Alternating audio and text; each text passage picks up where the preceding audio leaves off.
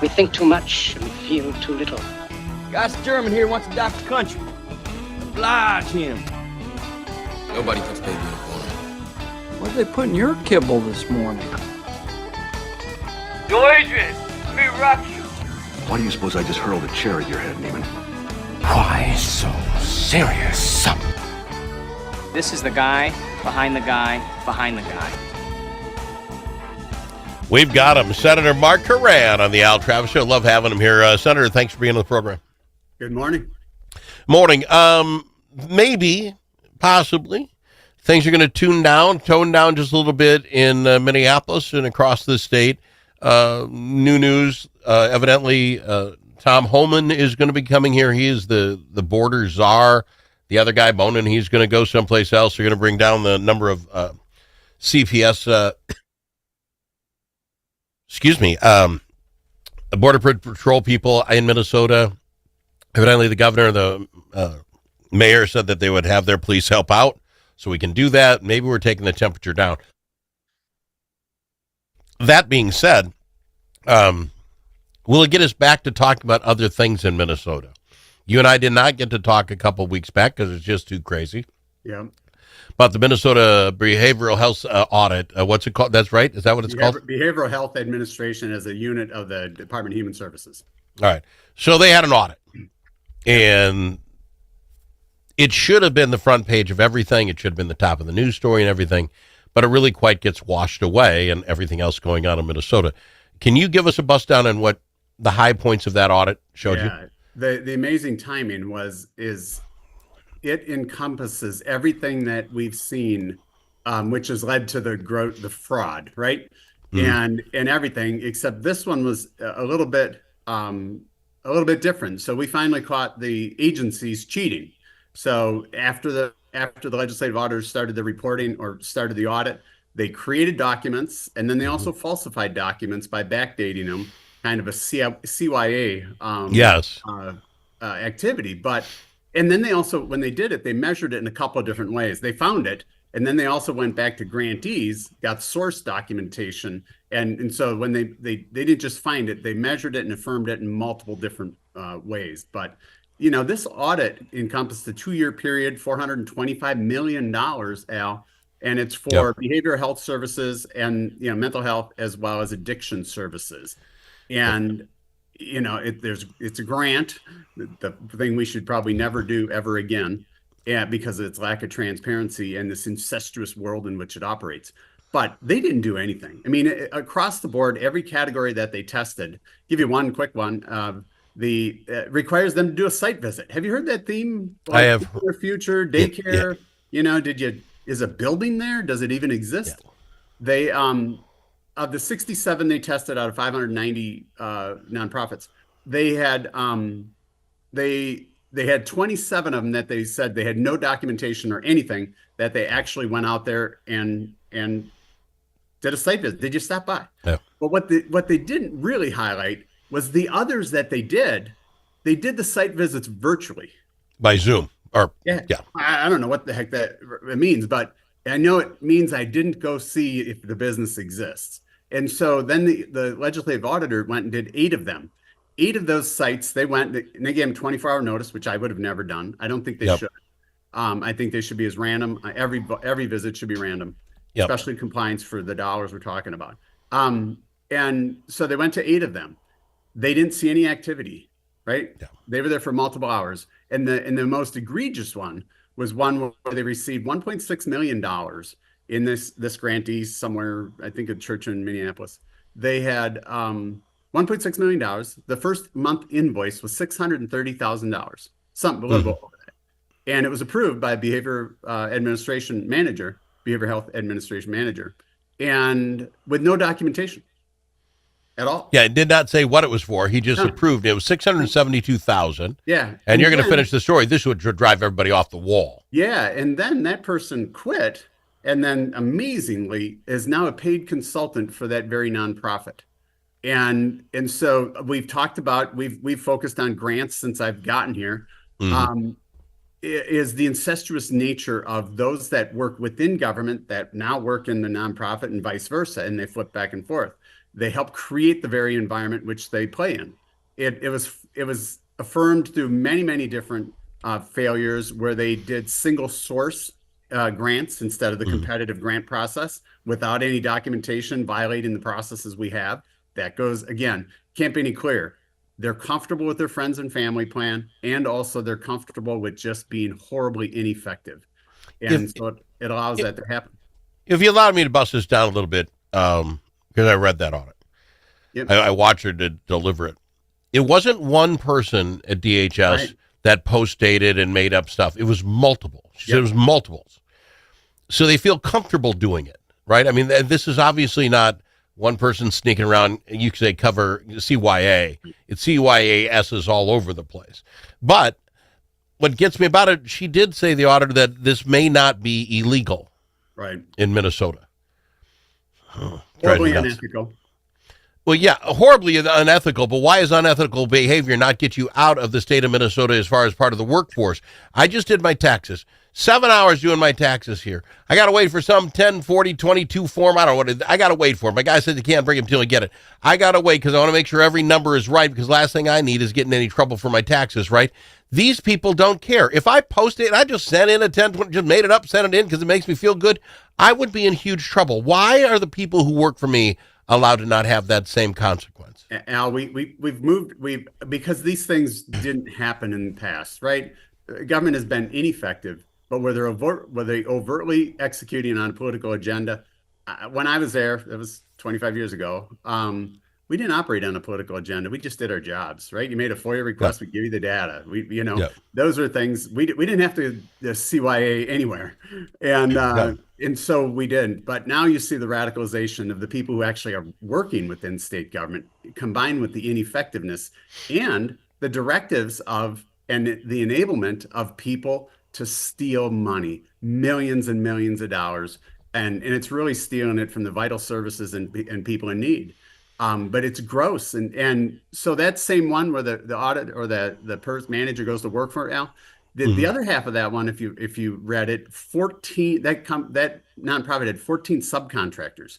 Each of those subcontractors were paid identical $40,000 for vastly different services which were stated, and then all the billing rates were identical. Yeah. What are the odds? So their family must have had a really good Christmas because they didn't exist. The people, they had no documents. Well, we didn't know we even had to have documentation, like justify your billing. It was gross mismanagement. Well, let's go to this guy, gal, gives this company $672,000. Yes. Nothing on the invoice saying what it's for. Here's $672,000. And within days is now working for that company. And you're telling me that's not illegal in the state of Minnesota. Yep. How is there not a law saying, guess what, you're going to do this stuff, you can't work for anybody you touched in your job with me for 2 years? Yeah. That's what I like. And this whole process is developed over time to reward, right? Favored friends, right? Favored industries, whatever it is. We got to get away from the grant process. It's not a transparent process. We need to move it into a procurement process. If we decide we need that service from the state perspective, we should pay for it. We should then use our traditional procurement process, a competitive bid process, far more transparent. We've got service level agreements. We can put in far more requirements. And again, because it could still be a nonprofit competing for it, but you're different contractual obligations from the foundation of it. But at the end of the day, Al, we still need government to actually do their job. And everywhere we turn, we're just finding the ones that float up to the theft. We don't count all of the things where the services are horrible. And I think citizens in Minnesota are tired of modifying and accommodating or changing their lifestyle to the times in which it's convenient for government when they choose to serve them. And then when they do serve them, they find out they're getting horrible value for every dollar. I'm telling you, I think there's a proportion of us, and I put myself in there, so I think I'm a regular guy, that are just off the charts, tired, that not much more is going on. The last we've seen of people getting arrested was what, the Feeding Our Futures folks, 7, 8 of them, whatever it has been. Yeah. That was 5 years ago. That was 2020. That's the stuff we're looking. Is it going to take 5 years to get these? And I'm going to use the autism center stuff. Mm-hmm. Parents were literally getting kickback, sending their kids to this guy instead of that guy. Evidently in Minnesota, that's not illegal. I don't know how. Let's make another law. I'm looking for laws all over here. And the other thing is, then, can the federal government come in and do something? How does someone get held accountable? We're seeing no one with handcuffs on, and I find that hard to believe. What you're seeing is no one from the state of Minnesota has actively pursued, and when our investigators do try it, they've been prohibitive.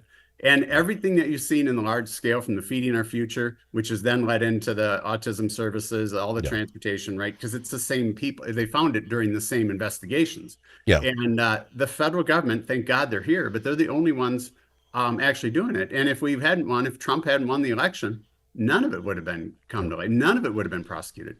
Let me ask you this, if you think. So let's just go with the autism again. Start a $3 million, $3.6 million program in 2018, whatever it was.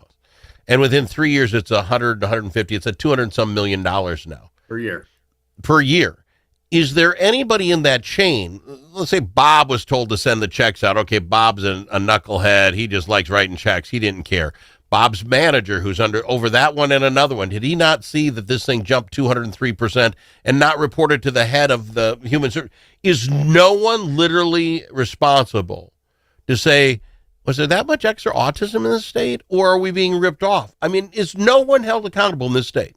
And those agencies are also the purveyor of need determination, Al. So how did we suddenly have all these people in need? We had autism services before, right? But they've just made and changed the program. They're embedded in other programs. They've just created new and unique programs, and in the autism services, the Department of Human Services created this process. And there were no requirements, no to be an autism service provider, no educational requirements, no service requirements for what is autism services, right? And suddenly, and no verification of the person that's supposedly in need to receive those services to be officially diagnosed by a medical doctor. So they created it to give the money away to their friends and family. All right, well, now you're just going to push my buttons because I talked about this earlier with Kelly Fenton. I'm going to bring it up to you. I believe Minnesota's paid family leave is the perfect bill.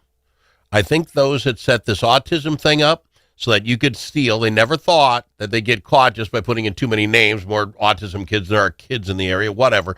Never thought they get caught. But now they can because it's federal government money, and they don't want that anymore. So they came up with the perfect fraud. Minnesota paid family leave. No rules, no regulations. Just sign up and take our money, and no one will go to jail. We'll talk about that on the other side. I got him. Senator Mark Koran on the Al Travis Show. When the stakes are high at the Minnesota Capitol, you need more than a lobbyist. You need a partner. At Momentum Advocacy, we bring nearly 90 years of combined experience in government relations, public affairs, and strategic communications. From nonprofits to national corporations, we help organizations navigate Minnesota's political landscape with integrity, insight, and results. Whether you need legislative champions or headlines, Momentum Advocacy delivers. For more, visit momentum-advocacy.com. Momentum Advocacy, your friends at the Capitol. Think about it. A famous politician once said, "You're entitled to your opinion, but you are not entitled to your own facts." But in a world full of AI and fake news, where can Minnesotans find the facts? Center of the American Experiment is Minnesota's go-to source for fact-based analysis and common sense solutions for taxes, energy, public safety, and our kids' education. Visit AmericanExperiment.org for more information. Think About It is brought to you by Center of the American Experiment, Minnesota's think tank.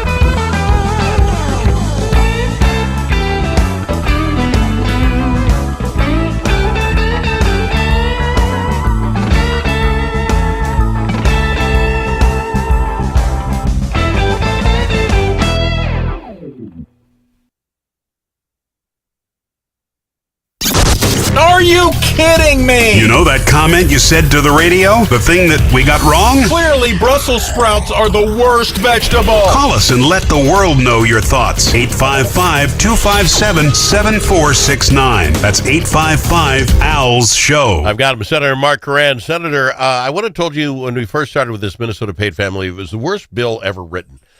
Could not believe how idiotic it could possibly be that this got past brilliant people at our state legislature. And then I thought, well, if that can't be true, what is it? If we know now that people can get in trouble with federal money and could be going to jail, what do? We write a bill with Minnesota money, because then we can use these lack of laws in Minnesota, kickbacks and all the rest, and we could write it so vague no one can be wrong. Paid family medical leave, it doesn't describe who a parent is or who the relative is. It doesn't describe what the illness or need is for them. Is it Al's got a stubbed toe and my kid should take off to come help me with it? It doesn't list it. They don't even have to be in the state. It doesn't tell you how many humans have to help Al with his stubbed toe. All his kids are taken off. They're all going to take them off. And guess what? As long as it's approved, you get paid. No one can go to jail. This might be the greatest scam ever written into law. Tell me I'm wrong, sir. You're not wrong, but I think the premise that what you have to understand is why it's there is because they believe every business owner is evil and greedy and abusive to all their employees. So this is their mantra. They believe that the new labor right movement, and they believe, the Democrat legislators believe, that they are now the chief negotiator in a collective bargaining agreement to impose what they deem rights onto employees. So that's the foundation now. Now, the implementation of it, when you look at, well, it's a leave and right, a short-term, long-term leave program. Oh, it's none of that. and when you find out today that there will literally be no validation of people, it'll involve unnecessarily our healthcare system and the consumption of medical appointments for everybody who's going to be going in to get a doctor's slip, because I've never seen anybody denied a doctor's slip, by the way. Yep. I don't know, is it high 90s of the amount of actual illnesses that are medically provable by a test, know? And Al, how's your back? How's your back feeling today? Oh, it hurts so bad. I can barely sit here and do what I do. I can't even work, The motorcycle ride and my snowmobile ride and my boating ride or water skiing didn't impact it at all. But boy, that work is going to be tough. And so now we're also seeing, again, the liberal you described earlier, there's basically no rules, and they've defined it that you can take 1 day a week off too, Al. It's not an extended leave. You could use that leave 1 day a week, maybe every Monday, every Friday. I was with the the medical providers, and they've already had dozens of people apply that they're taking leave on Monday and Friday. And so we've also been involved in the or getting updates from DEED, and they talk about the integrity check. Well, there's a lot of checks and balances that we built in. Now, the employer can't really do anything. The employer has no right to know why the person's leaving, the medical reason for those things. They don't have any control when they're leaving, when they're going to come back, none of those things.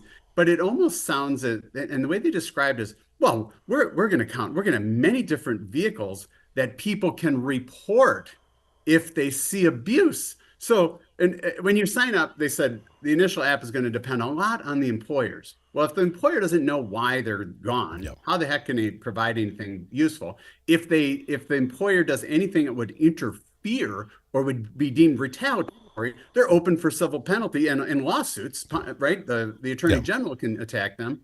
And then once you're on it, it literally sounds like, well, they didn't say it, but we've built in communication channels. So I think you're going to be dependent on a snitch line, but they're good with those, right? I think they're good with those. So for the general public, and no one's going to know who the heck's on the program or not. So how the heck would anybody go out and know who to report on who for what? I got 30 seconds. Any chance in 4 weeks when you guys get back, this gets pulled back? No. No. We're just going down the only thing it will do, it's going to take an election. And I can tell you, the top 100 businesses in Minnesota, we've been touring them every week. The number one that CEOs talk about it. That has to change. You cannot be in front of our employees or in between our employees. I got to fly, my friend. I appreciate you being on. I always do. It's Senator Mark Koran on the Al Travis Show.